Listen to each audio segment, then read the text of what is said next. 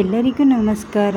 ಈ ಎರಡನೇ ಆಷಾಢ ಶುಕ್ರವಾರದ ಶುಭಾಶಯಗಳು ಎಲ್ಲರಿಗೂ. ಈ ಆಷಾಢ ಶುಕ್ರವಾರದ ದಿನದಿಂದ ನನ್ನ ದಿನಚರಿ ಹೇಗಿರುತ್ತೆ ಅಂತ ನಾನು ನಿಮ್ಮ ಜೊತೆ ಈ ದಿನ ಶೇರ್ ಮಾಡ್ಕೊಳ್ತಾ ಇದ್ದೀನಿ. ನನ್ನ ದಿನ ಈ ಪ್ರಾರಂಭ ಆಗುವಂಥದ್ದು ಬೆಳಗಿನ ಜಾವ 4 ಗಂಟೆಯಿಂದನೇ ಶುರು ಮಾಡ್ಕೊಳ್ತೀನಿ. ಈ ಆಷಾಢ ಮಾಸ ಮತ್ತು ಧನುರ್ಮಾಸ ಟೈಮ್ಗಳಲ್ಲಿ ತುಳಸಿ ಕಟ್ಟೆ ಮುಂದೆ ದೀಪಗಳನ್ನ ಹಚ್ಚಿಟ್ರೆ ತುಂಬಾ ಒಳ್ಳೆಯದು ಅಂತ ಹೇಳ್ತಾರೆ. ಈ ಆಷಾಢದಲ್ಲಿ ದೇವಿ ಪೂಜೆ ಮಾಡೋದು ತುಂಬಾ ಜಾಸ್ತಿ ಇರುತ್ತೆ. ಯಾವುದೇ ರೀತಿಯಾದಂತಹ ಶುಭ ಕಾರ್ಯಗಳನ್ನ ಮಾಡೋದಿಲ್ಲ. ಈ ಮದುವೆ, ಗೃಹ ಪ್ರವೇಶ ಇದನ್ನೆಲ್ಲ ಮಾಡೋದಿಲ್ಲ.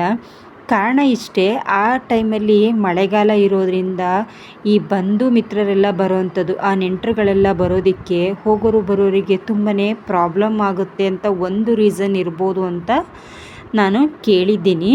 ಇದಕ್ಕೆ ಸೈಂಟಿಫಿಕ್ ರೀಸನ್ ಏನಿದೆ ಅಂತ ನನಗೆ ಅಷ್ಟಾಗಿ ಗೊತ್ತಿಲ್ಲ, ಆದರೆ ನನಗೆ ಗೊತ್ತಿರೋದನ್ನು ಹೇಳ್ತಾ ಇದ್ದೀನಿ. ಈ ಮನೆಯೆಲ್ಲ ಒರೆಸಿ ಎಲ್ಲ ಮುಗ್ದಾದ ಮೇಲೆ ನಾನು ಸಹ ಸ್ನಾನ ಎಲ್ಲ ಕಂಪ್ಲೀಟ್ ಮಾಡಿಕೊಂಡು ಈಗ ಪೂಜೆಗಳನ್ನ ಶುರು ಮಾಡ್ಕೊಳ್ತಾ ಇದ್ದೀನಿ. ಶುಕ್ರವಾರ ದಿನ ಆ್ಯಕ್ಚುಲಿ ಹೇಳಬೇಕಂದ್ರೆ ಕಳಶನ ತೆಗಿಬಾರ್ದು ಅಂತ ಹೇಳ್ತಾರೆ. ಅದಕ್ಕೋಸ್ಕರ ನಾನು ಗುರುವಾರದ ದಿನ ಅಂದರೆ ಹಿಂದಿನ ದಿನವೇ ನಾನು ಕಳಶ ಎಲ್ಲ ತೆಗೆದು ನೀಟಾಗಿ ಆ ಕಳಶ ಎಲ್ಲ ರೆಡಿ ಮಾಡಿ ಗುರುವಾರ ದಿನ ರಾಯರ ಪೂಜೆನೂ ಸಹ ಮಾಡ್ಕೊಳ್ತೀನಿ.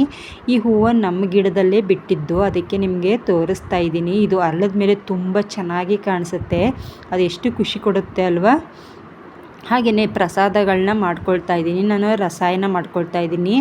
ಬಾಳೆಹಣ್ಣು, ಹಾಲು, ಮೊಸರು, ಹಾಗೆಯೇ ಡ್ರೈ ಫ್ರೂಟ್ಸ್ಗಳು ನಮ್ಗೆ ಯಾವ್ದು ಬೇಕೋ ಅದನ್ನೆಲ್ಲ ಹಾಕಿ ಸ್ವಲ್ಪ ಬೆಲ್ಲ ಹಾಕ್ಕೊಳ್ತಾ ಇದ್ದೀನಿ.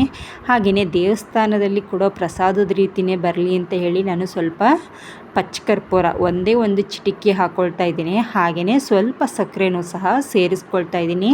ತುಪ್ಪ ಮತ್ತು ಹನಿ ಇಷ್ಟನ್ನು ಸೇರಿಸಿ ಚೆನ್ನಾಗಿ ಮಿಕ್ಸ್ ಮಾಡಿ ದೇವಿ ಪ್ರಸಾದಕ್ಕೆ ನಾನು ರೆಡಿ ಮಾಡ್ಕೊಳ್ತಾ ಇದ್ದೀನಿ. ಯಾಕೆ ಕಳಶಗಳನ್ನ ಚೇಂಜ್ ಮಾಡಬಾರ್ದು ಶುಕ್ರವಾರ ದಿನ, ಅದರಲ್ಲೂ ಕಳಶನ ತೆಗೆದು ಮತ್ತೆ ಅದನ್ನೆಲ್ಲ ನೀಟಾಗಿ ಜೋಡಿಸ್ಕೊಂಡು ಪೂಜೆ ಮಾಡಬಾರ್ದು ಅಂತ ಹೇಳ್ತಾರೆ. ಯಾಕೆಂದರೆ ನಾನಿಲ್ಲಿ ಜಿಯಾ ಸೀಡ್ಸು ಸಹ ಹಾಕ್ಕೊಳ್ತಾ ಇದ್ದೀನಿ. ಇದನ್ನು ತುಂಬ ಚೆನ್ನಾಗಿರುತ್ತೆ ಟೇಸ್ಟ್ ಅಂತ ಹೇಳ್ಬಿಟ್ಟು ಇದನ್ನು ಸಹ ನಾನು ಸೇರಿಸ್ಕೊಳ್ತಾ ಇದ್ದೀನಿ. ಶುಕ್ರವಾರ ಯಾಕೆ ತೆಗಿಬಾರ್ದು ಕಳಶನ ಅಂತ ಹೇಳಿದ್ರೆ, ಕಳಶ ಲಕ್ಷ್ಮಿಯ ರೂಪ ಅಂತ ಹೇಳ್ತಾರೆ, ಸ್ವರೂಪ ಅಂತ ಹೇಳ್ಬಿಟ್ಟು. ಆ ದಿನ ನಾವು ಕಳಶನ ತೆಗಿಬಾರ್ದು. ಹಿಂದಿನ ದಿನ ತೆಗೆದು ಬೇಕಿದ್ರೆ ನಾವು ಶುಕ್ರವಾರ ಕಳಶನ ಇಡಬಹುದು, ಆದರೆ ಶುಕ್ರವಾರನೇ ಕಳಶನ ತೆಗೆದು ಅದನ್ನು ನಾವು ಕಳಶ ಪೂಜೆ ಮಾಡಬಾರ್ದು ಅಂತ ಹೇಳ್ತಾರೆ.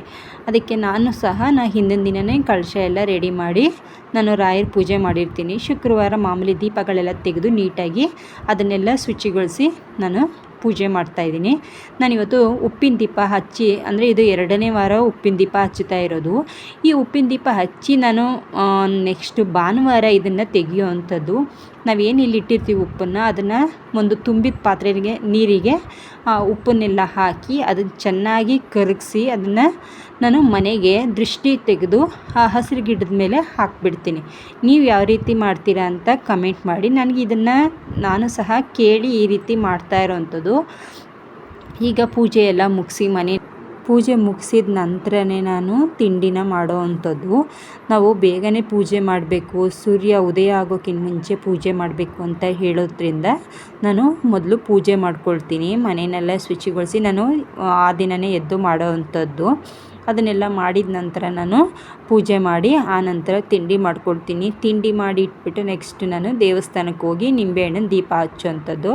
ನಾನು ಲಾಸ್ಟ್ ಟೈಮು ಫಸ್ಟ್ ದಿನ ನಾನು ನಿಂಬೆಹಣ್ಣಿನ ದೀಪನ 4 ಹಚ್ಚಿದೆ, ಅಂದರೆ 2 ನಿಂಬೆಹಣ್ಣ ತೊಗೊಂಡೋಗಿ 4 ದೀಪನ ಹಚ್ಚಿದೆ. ಈ ದಿನ ನಾನು 3 ನಿಂಬೆಹಣ್ಣ ತೊಗೊಂಡೋಗಿ 6 ದೀಪಗಳನ್ನ ಹಚ್ಚುತ್ತೀನಿ. ನಂದು ಫೈನಲಿ ಈ ರೀತಿ ಪೂಜೆ ಆಯಿತು. ಹಾಗೆಯೇ ನೆಕ್ಸ್ಟು ತಿಂಡಿ ಸಹ ನಾನು ವೆಜಿಟೇಬಲ್ ಪಲಾವ್ ಮಾಡಿ ಅದು ಮಾಡಿ ಇಟ್ಟಿದ ನಂತರ ನಾನು ದೇವಸ್ಥಾನಕ್ಕೆ ಹೊರಟೆ. ಈ ದಿನ ನಾನು ಇಲ್ಲಿ 6 ದೀಪಗಳನ್ನ ಹಚ್ಚಿದ್ದೀನಿ. ಎಳ್ಳಿನ ದೀಪನೂ ಬೇಕಿದ್ರೆ ಹಚ್ಬೋದು, ಅಥವಾ ತುಪ್ಪದ ದೀಪ ಸಹ ಹಚ್ಬೋದು. ಈ ದಿನ ನಾವು ದೇವಸ್ಥಾನದಲ್ಲಿ ಬಳೆಯಿಂದ ದೇವರಿಗೆ ಅಲಂಕಾರ ಮಾಡಿದರು, ತುಂಬ ಚೆನ್ನಾಗಿ ಕಾಣಿಸ್ತಾ ಇತ್ತು. ಈ ಆಷಾಢದಲ್ಲಿ ಬರೀ ಹೆಣ್ಣು ದೇವತೆಗಳನ್ನೇ ಜಾಸ್ತಿ ಪೂಜೆ ಮಾಡ್ತಾರೆ. ಬೇರೆ ದೇವರುಗಳನ್ನ ಅಷ್ಟಾಗಿ ನಾನು ಪೂಜಿಸೋದನ್ನು ನೋಡೇ ಇಲ್ಲ. ಎಲ್ಲ ಅಂದರೆ ನಾವು ಎಲ್ಲೇ ಓಡಾಡಿದ್ರೂ ಅಲ್ಲೆಲ್ಲ ಪೂಜೆಗಳು, ಪ್ರಸಾದ ವಿನಿಯೋಗ ಮಾಡೋವಂಥದ್ದು ತುಂಬ ಚೆನ್ನಾಗಿರುತ್ತೆ. ಇದು ಉತ್ಸವ ಮೂರ್ತಿ ಈ ದಿನ ಮಾಡಿರುವಂಥ ಅಲಂಕಾರ ಎಷ್ಟು ಚೆನ್ನಾಗಿ ಕಾಣಿಸ್ತಾ ಇದೆ. ಅಪ್ಪ ಯಾರು ಪ್ರತಿಯೊಬ್ಬರು ಸಹ ಈ ನಿಂಬೆಹಣ್ಣಿನ ದೀಪ ಬೆಲ್ಲದ ದೀಪ ಈ ರೀತಿ ಹಚ್ಚುತ್ತಾನೆ ಇರ್ತಾರೆ. ಇದನ್ನು ನೋಡೋಕ್ಕೆ ಒಂದು ಆನಂದ ಅನ್ಬೋದು. ಇದು ಗಣೇಶ ಮೂರ್ತಿ ನಮ್ಮ ಮನೆ ಹತ್ರನೇ ಇರುವಂಥ ಟೆಂಪಲ್. ಈ ದಿನ ಇಲ್ಲಿ ತುಂಬ ಜನ ಇತ್ತು, ಆದ್ರೂ ಸಹ ನಾನು ಬೇಗನೆ ಹೋಗಿದ್ದರಿಂದ ಬೇಗ ದರ್ಶನ ಎಲ್ಲ ಮುಗೀತು. ನಾವು ದೇವಸ್ಥಾನಕ್ಕೆ ಹೋಗಿ ಬಂದರೆ ಅದೊಂಥರ ಸಮಾಧಾನ ಸಿಗುತ್ತೆ. ಮನೆಯಲ್ಲಿ ಪೂಜೆ ಮಾಡಿ ಅದಾದ ನಂತರ ನಾವು ದೇವಸ್ಥಾನಕ್ಕೆ ಹೋಗಿ ಬಂದರೆ ಅದ್ರ ಖುಷಿನೇ ಬೇರೆ, ನಮಗೆ ನೆಮ್ಮದಿ ಆಗುತ್ತೆ. ನೋಡಿ ದೇವರಿಗೆ ಎಷ್ಟು ಚೆನ್ನಾಗಿ ಅಲಂಕಾರ ಮಾಡಿದ್ದಾರೆ ಬಳೆಯಿಂದ. ಅಲ್ಲಿ ಪ್ರಸಾದ ಎಲ್ಲ ತಗೊಂಡು ಹೊರಗಡೆ ಬಂದ್ವಿ. ಅಲ್ಲಿ ಯಾರೋ ಸಹ ಒಬ್ಬರು ಇದು ರಥೋತ್ಸವ ಹರಿಸ್ಕೊಂಡಿದ್ರು ಅಂತ ಅನಿಸುತ್ತೆ. ರಥೋತ್ಸವ ನೋಡೋ ಅಂಥ ಅದೃಷ್ಟ ಸಹ ನನಗೆ ಸಿಕ್ತು. ಇಲ್ಲಿ ದೇವಸ್ಥಾನದಲ್ಲಿ ತುಂಬ ಕ್ರೌಡ್ ಇರೋದ್ರಿಂದ ಈ ಚಾಮುಂಡೇಶ್ವರಿ ದೇವಸ್ಥಾನಗಳಲ್ಲಿ ತುಂಬ ಕ್ರೌಡ್ ಇರುತ್ತೆ.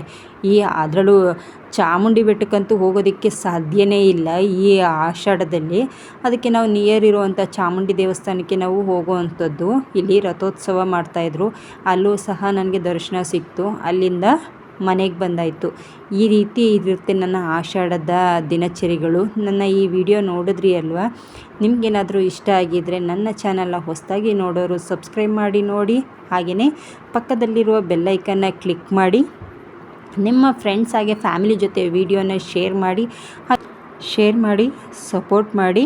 ಹಾಗೆಯೇ ನೆಕ್ಸ್ಟು ಇನ್ನೊಂದು ಹೊಸ ರೆಸಿಪಿ ಜೊತೆ ಮತ್ತೆ ಸಿಗ್ತೀನಿ ಅಂತ ಹೇಳ್ತೀನಿ. ಆ ತಾಯಿ ಚಾಮುಂಡೇಶ್ವರಿ ಆಶೀರ್ವಾದ ಕೃಪೆ ಎಲ್ಲರ ಮೇಲೆ ಸದಾ ಇರಲಿ ಅಂತ ಕೇಳ್ಕೊಳ್ತೀನಿ. ಧನ್ಯವಾದಗಳು.